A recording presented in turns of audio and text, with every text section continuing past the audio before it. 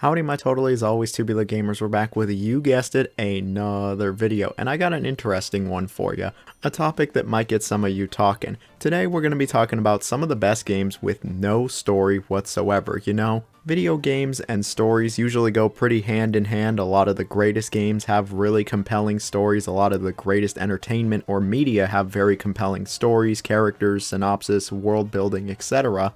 But what about those games that just don't even try to have a story? There is no overarching narrative, there's no semblance of a plot, arcs, twists, there's really just no narrative to speak of. These games focus wholly on their gameplay. They live and die by their gameplay. They aren't interested in telling a story. They aren't interested in next level world building or character development. It's all about just playing the game and having a fun time. Well, for today's list, I have 10 entries in no particular order that are, in my opinion, the best games that don't feature a story whatsoever. Now, obviously, there are hundreds, if not thousands, of great games that don't feature a story at all, but these are just some games that I can personally vouch for. If I've never played it, I can't exactly vouch for it. So let me know down below of some games without a story that you think are great as well. I will give a few honorable mentions. It seemed like low-hanging fruit to include these, so I just didn't. And those games are Tetris, yeah, seemed like an obvious one. Really every old school arcade game, so Dig Dug, Galaga, Pac-Man, the Microsoft Flight Simulator series, simulators in general, and also the entire Pilot Wings series. It seemed a little cheap to include any of those, so I'm just not going to do it. As always, please like, share, comment, subscribe. Got the Patreon and the super thanks. Any support is truly greatly appreciated. Seriously, thank you all so very much. Love y'all, especially the patrons. But anyway, let's get to the games. So for the first entry, I'm not going to just start with one game. I'm actually just going to start with an entire series. It was really what made me think of this list to begin with, and that's actually the Burnout series of games. I love the Burnout series. I think they are some of the greatest racing games ever made. They're all really fast. They're white knuckle. And all of them just have this certain vibe, this certain aura, if you will, to them. And you know what? None of them have a story whatsoever. There's not a single Burnout game with a real story. There's no characters, no plot line, not even a reason as to why you're doing all of this racing or you're destroying as many things as you are. You just do it. All of these games just throw you right into the thick of it backyardigan style immediately. I don't want to say it reminds me of the simpler times, but yeah, it kind of does remind me of the simpler times. We don't need some crazy overarching narrative or all these characters or even a reason as to why we're doing what we're doing. As long as it's fun, that's the most important thing. These are some of the most beloved driving games of all time, and there's nothing even close to a synopsis. You just boot up the game and you start smashing into other cars. It doesn't really matter which game you choose in the series. Some are better than others, but it's just always going to be a good time. As to which Burnout is my favorite, it really depends on what you're looking for. The one I have the most love and nostalgia for is Paradise. That was the first one I played, and that's the one I've played the most of, but I also think Burnout 3 Takedown is a phenomenal game. It probably is the best pacing of the whole series. And then Burnout Revenge, this game is so good also. It's probably the best game in the series in my opinion, but at the end of the day, we can all agree that there really is no bad Burnout game. All of these are fantastic and they all benefit from not having a story. I don't need a story or a reason as to why I'm smashing into these other cars, why I'm causing as much carnage and chaos as possible. As long as it's fun, that's all that matters here, and all of these games are the epitome of fun. I love them all very much, and honestly, I should just go back to them. They're a good palate cleanser, and it's always a great time. So here's one I went back and forth on including a few times just because it kind of seemed like low-hanging fruit, but I'm including it anyway, and that's Minecraft. Probably one of the greatest examples of a game that doesn't actually have a story to it. Minecraft's focus is entirely on the gameplay. Sure, there is a little bit of world building here and there. You know, you can go fight the Ender Dragon, and I guess in that sense there could be something resembling a story, but there really isn't a story to Minecraft. You just kind of exist. You're just trying to survive. You get to build things, and then if other people join you, you all get to try to survive together and just have a good old time. There's plenty of crafting. Of course, there's some mining as well. Sometimes some creatures show up that want to hurt you, like the creeper or those pesky spiders, and you're going to have to fight them off. And you even got to worry about things like hunger. I was thinking of other survival games I could have included on this list, like Pal World or Ark Survival Evolved or Valheim, even 7 Days to Die, but I decided to include Minecraft because not only is Minecraft, you know, the most popular of them all, but it's probably the most famous example of a survival game that really doesn't have any objective whatsoever. It's all what you make of it. You can go do whatever the hell you want. You go make your own stories. You go make your own adventures, and the game really is just a sandbox to the fullest extent. It doesn't really matter who you are, how old you are, you can always have a great time. You can go do anything your heart desires in Minecraft. And you know what? There's no story there, and it's awesome. Well, I'm sure you knew this one was coming. We gotta talk about one of my favorites, Balatro. Now, Balatro has no story to it whatsoever. There is nothing even close to resembling a story. There is a character here, there's Jimbo, but he's more so just like a mascot, an icon for the game. He's not really a character. He doesn't really have a personality or anything of the sort. He makes fun of you from time to time, and that's really about it. Balatro doesn't need a story. It doesn't need any kind of plot or premise or arcs or anything of the sort. There's just a bunch of floating cards in some ethereal space, and then you want to make the number go up, and if fire shows up, that's even cooler. That's really what Balatro is all about. The game has never ever tried to present itself with any kind of reason as to why you're doing what you're doing. If there's any backstory to any of this, literally there's just nothing. And for me, and I think a majority of people, that is totally fine. We don't need a story. We don't need a premise or characters or narrative or plot devices or really anything. As long as the game is fun, as long as it's intuitive and you can have a good time with it, that is all that matters. Balatro is one of those games where you just boot it up and you just get thrown right into it. It focuses on really one thing and just one thing, and it does it exceptionally well, which makes it all the more impressive for all the awards it's been nominated for and even won. It was all just by one dude, and all of these awards, they're well warranted. Balatro is one of the best games of the last 10 years and shows you don't need a story or anything of the sort to have a great game. So here's one that people may disagree on, but I got it included anyway, and that is Stardew Valley. Now, Stardew Valley, like most farming games, doesn't feature some big overarching plot or anything like that. It really is what you make of it. There are characters, yes, and those characters might actually go through little arcs of their own, but an actual plot line for Stardew Valley, yeah, there's nothing of the sort. You are just on your farm, you get to go and, farm. You get to interact with a colorful cast of characters that all have their own personalities, interests, hobbies, and they all have their own little moments, especially if you want to romance some of these characters. But like most farming games, yeah, there's nothing of a storyline here. It is all about just farming. You want a successful farm, so you're going to have to grow crops, you're going to have to sell things you grow, you'll upgrade your farm slowly, and it's a pretty casual experience. Stardew Valley certainly has a lot more going on in it than really any other farming game ever made, with fishing, a dungeon that you get to explore, there's even a little bit of combat in there, and of course just interacting with all the townsfolk. I guess I could have included several farming games here, like some of the older Harvest Moon games or Story of Seasons, but it just makes sense that if I was going to choose one farming game for a list like this, I gotta choose Stardew Valley. While there's no big storyline or long-term goals in this game, there'll be several small stories that you'll get to create yourself. The game doesn't present any kind of real narrative, but you're gonna walk away with a very personalized experience. And it's just one of the reasons why it really is like the GOAT of farming games, unironically.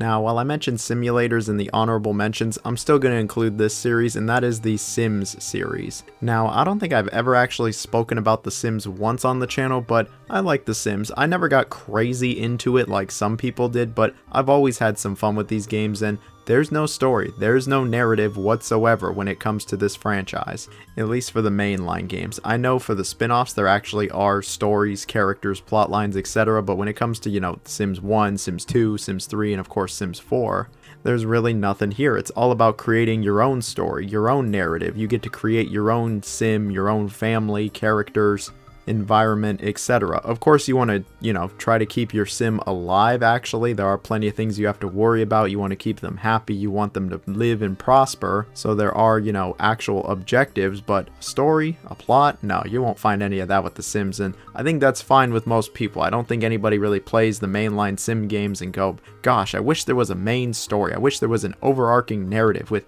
character arcs, a 3-act structure, and memorable moments. No, they're playing The Sims because they want to have just a goofy little time with these little characters that they get to completely customize and basically watch over. You get to essentially just play God over their lives. And you know what, while I'm at it, I'm going to throw Herbs in here as well, since there really isn't a story to Herb either. They're all good games and show that you don't need anything resembling a story to have a good game. So for our next entry, I certainly could have included a few games, but I'm going with just one. I'm going with Tony Hawk Pro Skater 1+2. Obviously 1+2 is Pro Skater 1 and 2 combined, but it doesn't really matter if I'm talking about Pro Skater 1, 2, 3, 4, and the unfortunate 5. They all are the same in this aspect. They don't have a story. There's no narrative, there's no plot line, there's no characters. It's all about the skating. It's all about the gameplay. It's all about that immediate feedback, doing a bunch of cool tricks, linking it together, and some really basic objectives. You get to just skate around and have a nice time. In the older Pro Skater games, you're only given 2 minutes for every area. You can only do everything in 2 minutes, and sometimes you're rushing to do everything as fast as possible, but it was all about that arcade feel. It was all about just getting you to the action as fast as possible. You choose one of your favorite skaters, you go in there for under 2 minutes, do a bunch of tricks, make some combos, do some cool things, do some wacky objectives from time to time, and yeah, you're just having a good ass time. These games don't need a story at all. And even though they don't have any characters beyond who you get to choose from, they still have personalities, vibes, atmospheres, and they're still some of the greatest games ever made, no hyperbole. Obviously, Tony Hawk would eventually change, and they actually would introduce stories to this franchise. Of course, Thug 2, American Wasteland, and several of the other Tony Hawk games have actual real narratives, characters, plot lines, etc. There's even cutscenes in voice acting, but those older Tony Hawks, and of course 1+2 and eventually 3+4, no story to them at all, and they're some of my favorite games of all time. Oh, I love this series. So here we have another all-time favorite of mine, Roller Coaster Tycoon 3. I don't think I've ever actually talked about this one on the channel either. I grew up with this game, I got it as a gift and absolutely fell in love with it, and there's no story to Roller Coaster Tycoon 3. There's like a campaign mode where you get to choose scenarios, but your scenario is the same every single time. It's just to, you know, run a successful park. That's what these games are all about. I mean, it's got the word tycoon in the title, implying that you're going to be running some kind of business. Yeah, all of these are all about running a business, and yeah, these are great games. Of course, there are plenty of other Roller Coaster Tycoon games. There are other management or business type games. There is, of course, Planet Coaster nowadays, but in my opinion, none of them have ever been as good as Roller Coaster Tycoon 3. Maybe it's just the nostalgia speaking, but I just love this game to death. I love the interface, the music, and it's always such a chill, fun little time. And you don't got to worry about a story or characters or where you are in the plot or what season you're on or anything like that. You're just trying to run a park. And while this game clearly isn't for everybody, if you like this sort of style of game,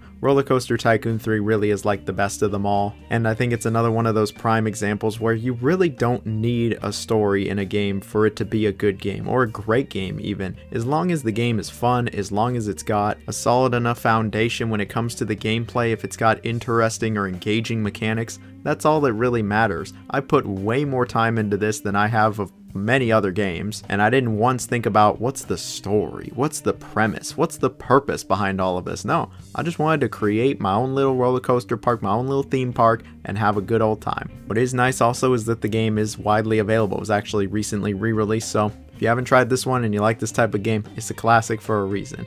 Well, if you thought there was just going to be one driving game entry for this list, you thought wrong. We got another with Need for Speed Most Wanted 2012. Now, there have been a number of Need for Speed games that really don't have a story to them. Hot Pursuit 2, really all of the older Need for Speed games, and I'm pretty sure the original Underground doesn't really have anything close to a story, but Need for Speed Most Wanted 2012 is one of my favorite games in the whole series. I know it is a bit more of a divisive entry. Some people have told me that it's absolute dog shit and I shouldn't play it and I shouldn't like the game at all, but I actually really do like the game, and there's no semblance of a story, characters, plotline. There's literally nothing to this game. There's not even any main objectives. You just pick a car and race, or you drive around in the open world and find a new car and then race with that. It's as simple as that. The game doesn't need anything more than that. I know Need for Speed and storylines usually don't go together. Most of the time, the story in a Need for Speed game isn't very good, and that's why I kind of like with MW 2012, they just said, man, forget the story. Who needs the story? Who needs characters? Who needs any reason as to why any of this is happening? Let's just race. It's all about the racing. They focus on the racing, and that's fine with me. While I know some people don't care for the map or the progression or how you get cars and all of that, I thought the game was just a great time. I thought it handles well. I like the open world. The soundtrack is excellent, and it's genuinely one of my favorite racing games of the 2010s, and there's not an inch of story to it, which certainly makes you wonder why they continue to even have stories in these games, but we know why you're here. You're here for the cars and to go fast. You get to do that in spades.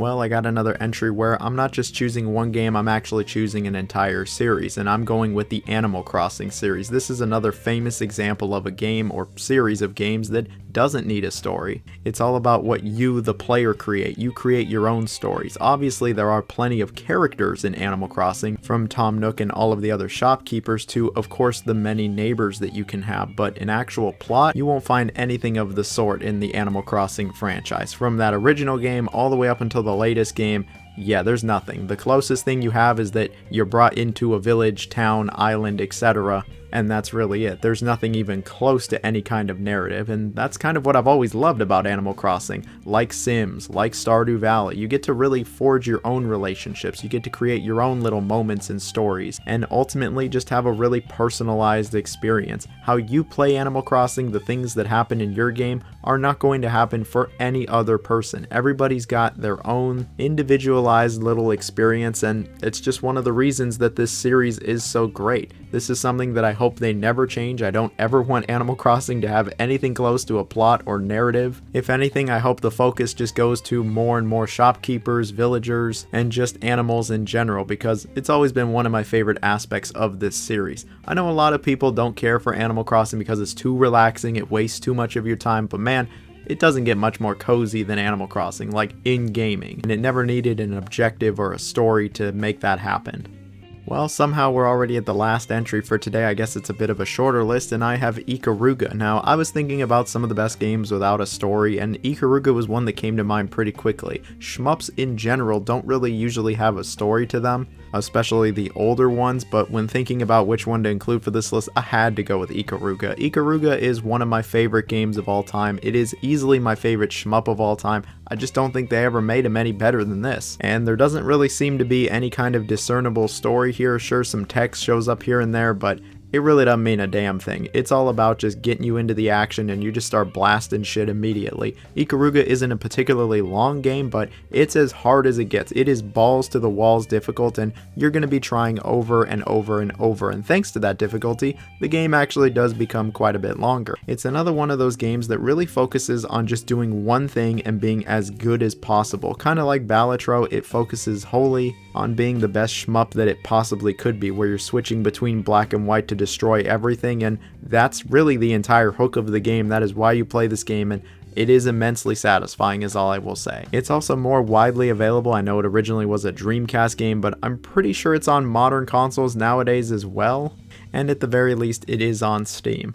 But that's it for today's video. Yeah, not the longest one, but I thought it would be an interesting topic, and I'd love to know down below, what are some games that you love that don't actually have a story to them? What are some games you put a lot of time into and there's no story, there's no characters, there's no narrative, nothing like that? I've used all of the buzzwords, all of the adjectives to describe what a story is. I'm running out of words here, so I guess that's it for today's video. If you made it to this part of the video, you can comment our code word. We're going with the classic, we're going with bricks. Please don't throw a brick through my window, I'd appreciate that. Alright, well, that's it, so see you later.